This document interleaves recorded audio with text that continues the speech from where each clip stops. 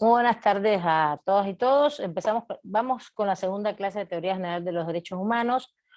Estamos trabajando, ¿qué? El concepto de derechos humanos. La clase pasada estuvimos trabajando y lo fuimos desglosando en partes, ¿no? Hay elementos fundamentales que hemos ido comentando. Voy a compartirles un pizarroncito para que podamos tener rápidamente. Lo malo del pizarrón este es si les vuelvo a poner el anterior, sale una imagen y ya no se puede escribir. Entonces es un problema.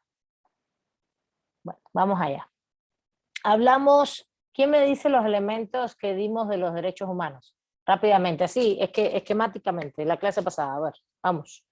Levanten su mano y yo les voy dando la palabra. ¿Quién me dice los elementos que vimos? Esquemáticamente, para ponerlos en el pizarrón, del concepto de derechos humanos. Vamos. La primera sería que son derechos subjetivos. A ver, está dentro del concepto de derecho subjetivo. Muy bien. Y de ahí nunca comentamos que los derechos humanos son derechos subjetivos. Muy bien, Rodrigo. Muy bien. Ahora, Rodrigo, de ahí nos comentamos que existe también un derecho objetivo. ¿Alguien me dice qué cosa es el derecho objetivo? Para que les quede claro a las y los compañeros que por aquí teníamos compañeros que no eran de derecho, algunos, y también, no sé si por ahí vinieron hoy, y también a los que están en otros semestres.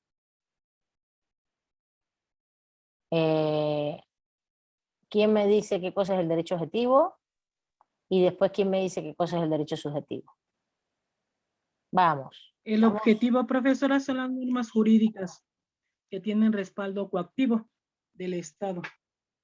A ver, voy a mantener abierto el chat para que también participen por ahí. César también lo dijo. Normas jurídicas que tienen respaldo coactivo del Estado. A ver, ¿quién me habló para ir apuntando de los que participan? También. Pero, profesora. Verónica. Sí, yo sé. Les reconozco la voz perfectamente, ¿eh? Sí, les reconozco la voz, no se preocupen. Sí, cómo no. Por eso me da tanto gusto ya saber que están ahí, que son gente que conozco, porque no los conozco. ¿Te imaginas darle clase a nombres así que uno no conoce? A ver, voy a ir acá. Vero, Rodrigo, y aquí César nos dice que son normas de reconocimiento y protección. ¿Qué son normas de reconocimiento y protección, César? ¿Los derechos subjetivos o el derecho objetivo?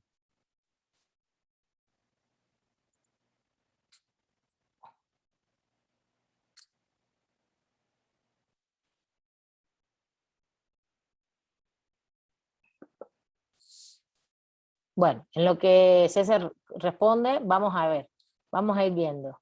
El derecho objetivo son las normas, como bien dice Verónica, son las leyes, la Constitución, las leyes, todo lo que está, todo lo que objetivamente se puede palpar, sí, objetivamente. Objetivo viene, es más un término epistémico que viene justamente de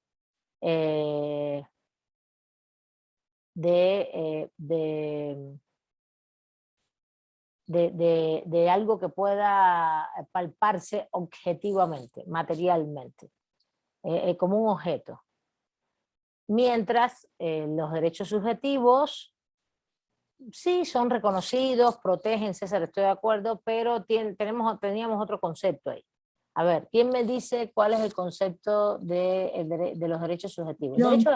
El derecho objetivo son las normas. No, profesora Verónica. Dime.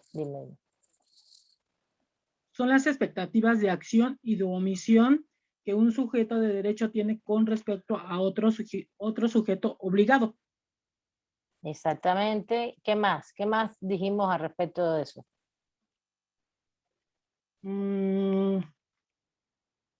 ¿Qué más era? Dijimos varias cosillas. Expectativas de acción u omisión.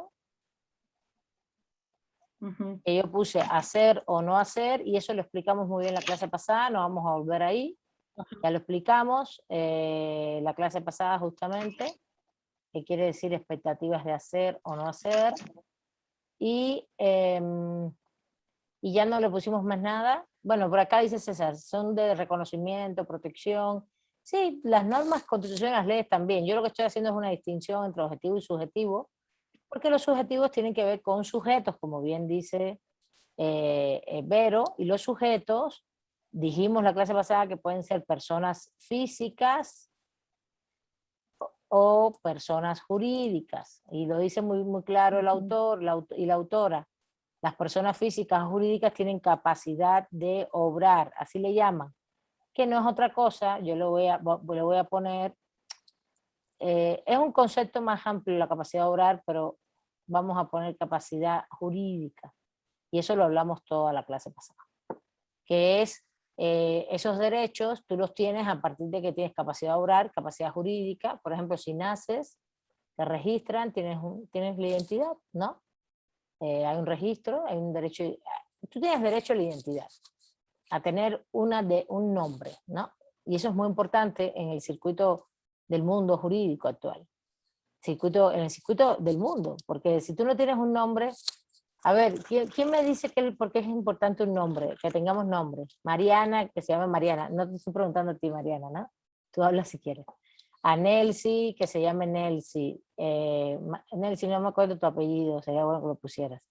A David Solís, que se llame David Solís, que yo me llamo Milay Burgos. A ver, ¿por qué eso es importante? ¿Quién me dice? Que ese es el derecho a la identidad. Miriam, Nopal, ¿por qué es importante que te llames Miriam? ¿Quién quiere hablar? ¿David? ¿O no? Bien, porque fuera de lo que nos identifica como a lo mejor lo que son nuestros rasgos físicos, nuestras huellas y todo, tener un nombre es lo que te da una identidad jurídica en todo ámbito social, laboral, académico, y pues es vital que te puedas identificar como tal o cual persona. Muy bien. A ver, María Los Ángeles, ¿qué más? ¿Algo más? Muy bien, David, muy bien. Sí, más o menos iba a decir lo mismo que David, y pues tu identidad, ¿no? El que eres una persona pues individual con respecto a los demás, pero también te da derechos de parentesco, ¿no? Con tu familia, o te relaciona con tu sociedad a través de los apellidos, ¿no? Es una identidad social, pero lo más importante es eso que decía David, este reconocimiento que jurídicamente tienes para tu vida, ¿no? Para todos los procesos que vas llevando. Sí, y por ejemplo, por eso es tan importante, porque fíjense, no solamente es la identidad, que lo decimos que viene de lo jurídico, lo que te hace es que te consolida la relación social completamente.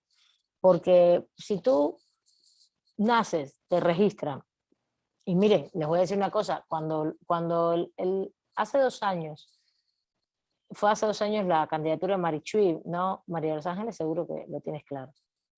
En 2018.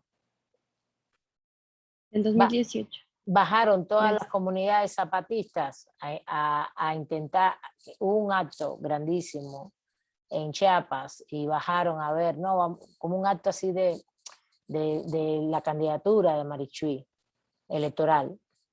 Y había mucha gente que se quería inscribir, inscribirla como candidata independiente. Recuerden que en México se puede hacer candidaturas independientes, ¿no? Y tú la puedes inscribir.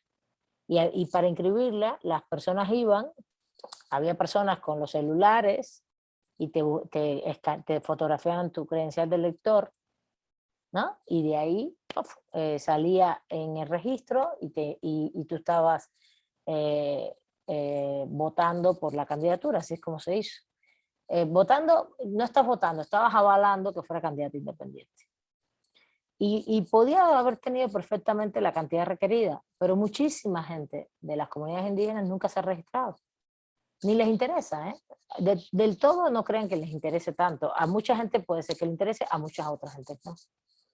Pero fíjense, ya ahí hay una condición de que te limita tu realización de derechos políticos como ciudadano mexicano. Claro, no sus derechos políticos internos como pueblo indígena, ¿no? Ya eso es otra cosa. Ellos internamente como pueblos indígenas, claro que los ejercen. Pero hacia el Estado mexicano o la relación con el Estado mexicano, entonces te delimita mucho relaciones sociales y jurídicas frente al Estado. y frente a la organización institucional regida en un territorio país donde se rige el Estado a nivel nacional y a nivel internacional, para no solo la credencial del lector, eso es un aspecto, pero si nos vamos al punto de la escuela, para llevarte a una escuela que sea pública, da lo mismo lo que sea, pero en la red institucional del Estado, pues tienes que tener tu identificación. Y de ahí vas a tener tus certificados de que pasaste tales niveles escolares, ¿no? Y de ahí después viene que puedas pasar otros niveles escolares, y de ahí después viene que puedas trabajar en determinada profesión o no, ¿sí? Igual si quieres moverte fuera del país a nivel fronterizo tienes que tener un pasaporte, lo mismo. Entonces es muy importante, no es menor, y por eso también es importante para la comunidad LGTBI. Si una persona, una mujer trans, nace, evidentemente, si es mujer trans, nació como hombre, aparentemente, con una supuesta no identidad, sino sexo masculino, y realmente la persona en su identidad son diferentes cosas, el sexo a su identidad sexogenérica trans cambia y se vuelve mujer, porque eso es lo que ella siente que es, y ahora en vez de llamarse Carlos Pérez se llama Carla Pérez.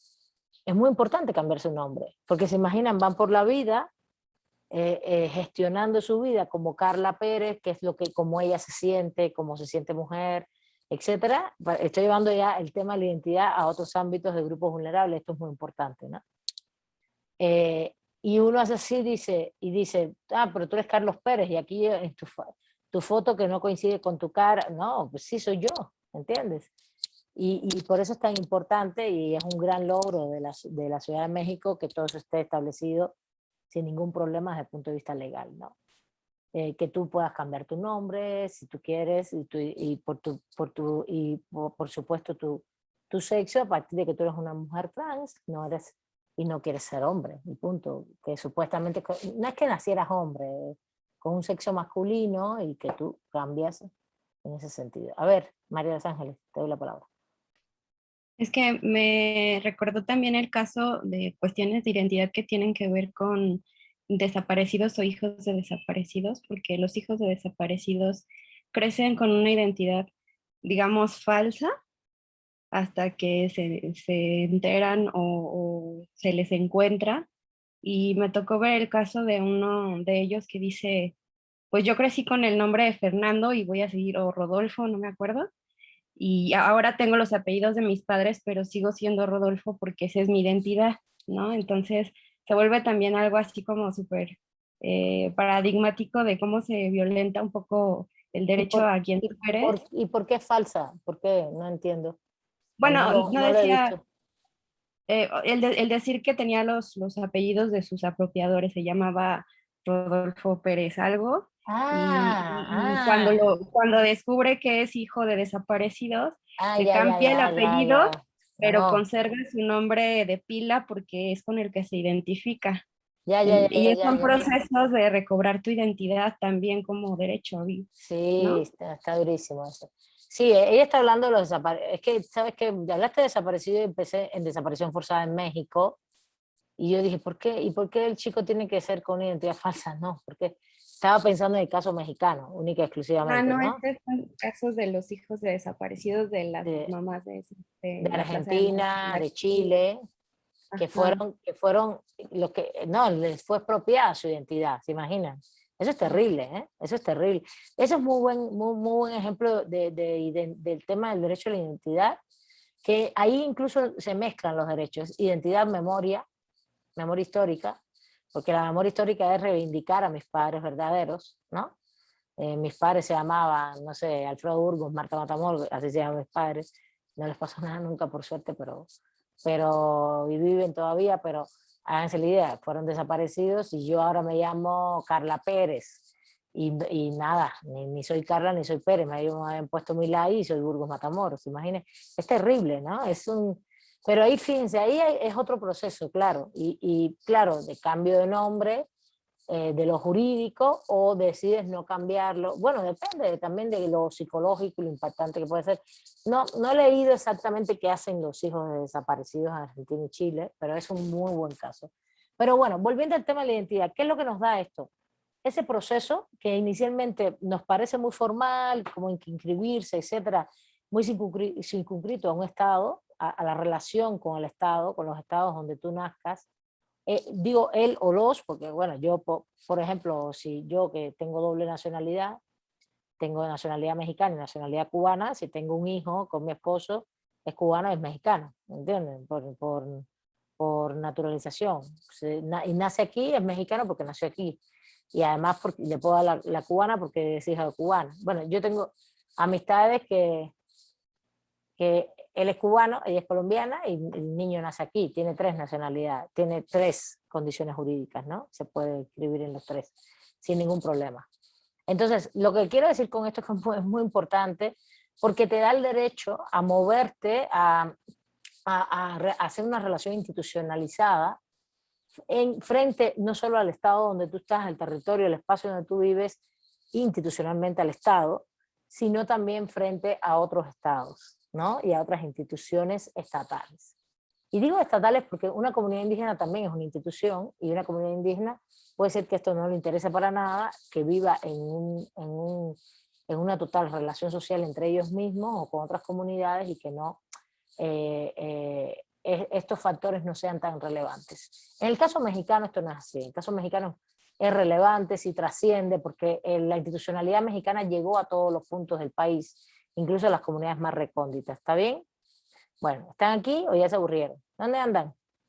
¿Bien? ¿Están por acá? ¿Sí? Ah. Y en Sí, el profesora, caso... aquí, atentas. Ok, gracias. Muchas gracias. Y en el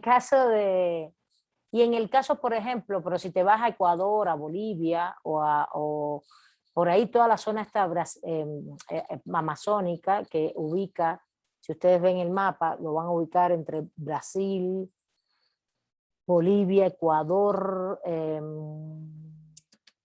Perú, toda esa zona, ahí hay una zona amazónica que van confluyendo, que ahí hay comunidades que no tienen mucho contacto con lo que nosotros llamamos, vamos a decir en derecho, o se llama así en antropología también, el mundo occidental, que es este, ¿no? El nuestro, ¿no? Y no tienen mucho contacto, mucho contacto. Hay comunidades incluso ahora mismo, si ustedes buscan casos, hay comunidades, por ejemplo, en Ecuador hay varios casos de comunidades que tienen, ellos le llaman aisladas, semi-aisladas, a mí me parece terrible el término, lo llaman así jurídicamente. ¿Aisladas de qué? Bueno, separadas de qué, del mundo occidental, ellos están en el mundo que ellos tienen, pues. Entonces, pero han pidieron, me acuerdo perfectamente, pidieron al Estado ecuatoriano, pero cuando Rafael Correa les pedían, en algún momento, a una comunidad que era una etnia específico, que habían muerto tantos ya por enfermedades y eso, que pidieron sí auxilio del Estado ecuatoriano con Rafael Correa, porque ya quedaban poco, la comunidad tenía un problema de enfermedades graves, y bueno, habían decidido como no meterse al mundo occidental sin una ayuda al Estado. Y esto es importante porque al final también vivir en condiciones en la selva, etcétera, si lo quieren hacer, pues ok, pero ahí hay unos conflictos muy graves por eso. Ahí hay unos casos impresionantes de conflictos, porque regularmente también viven en lugares donde hay petróleo. Entonces ahí empiezan todos los temas de la apropiación de los recursos, etc. Entonces, y pueden llegar a un proceso de extinción, porque evidentemente con las enfermedades y las cosas que hay globalmente hoy, se imaginan, cuando llegan esas empresas a extraer petróleo, una de las cosas que le llevan, como hicieron en la colonia, es llevar enfermedades que ellos no tienen y se puede extinguir la comunidad. Eso ocurrió hace 500 años y puede ocurrir hoy en Ecuador. Les digo, hace 5 o 6 años estaba pasando esto. Estaban los casos ahí muy interesantes, y no son tantos, la verdad. Hay mucho ya contacto con el mundo occidental o el mundo moderno que tenemos contemporáneo con las comunidades. Pero bueno, capacidad jurídica, capacidad oral, jurídica. Les puse el ejemplo de identidad para que veamos que incluso es importante cuando uno nace, registro, etcétera. pero también vimos la clase pasada que tenemos capacidad jurídica en diferentes momentos, depende del país, del estado, etcétera, las diferentes edades previstas para edad civil, edad penal, edad política, electoral, por ejemplo, y que ya está establecido según las normas jurídicas de cada estado. ¿Está bien? Entonces, todo eso lo vimos. Todo esto tiene que ver con los derechos subjetivos. El derecho objetivo son las normas de la Constitución, los subjetivos tienen que ver con las expectativas de hacer o no hacer que tenemos y en una relación con sujetos, personas físicas y personas jurídicas. Todo eso lo vimos la clase pasada.